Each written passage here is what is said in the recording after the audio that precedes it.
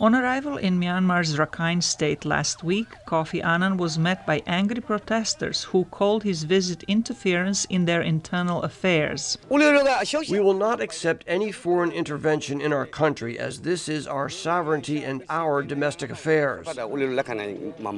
The former UN chief, Annan, is chairing an advisory commission tasked with finding a solution to the conflict between the country's Buddhist majority and minority Rohingya Muslims. First of all, we are not here to do a human rights investigation and write a human rights report. I think I've indicated very clearly the mandate of this commission, and I hope our recommendations will be helpful as we intend to. And the mandate is for us to make recommendations that will help reduce tensions. 4 years ago, thousands of Muslims were forced to leave their homes in Rakhine after a conflict with Buddhists. Some made their way to Indonesia and Malaysia in search of a new life, while others remained trapped in refugee camps in Myanmar. We eat when we get our quota of food. If we do not get it, we cannot eat.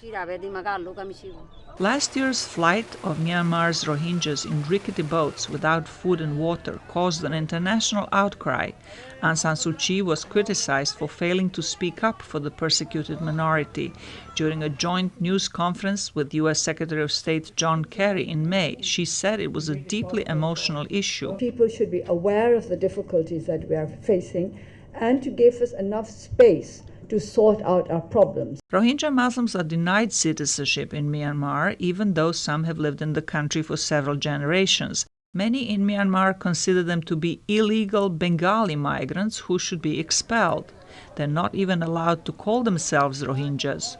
President Barack Obama raised the issue during a 2014 visit to Myanmar. We are paying attention to how religious minorities are treated in this country. In Washington, Aung San Suu Kyi is pursuing U.S. aid and an easing of U.S. sanctions against Myanmar.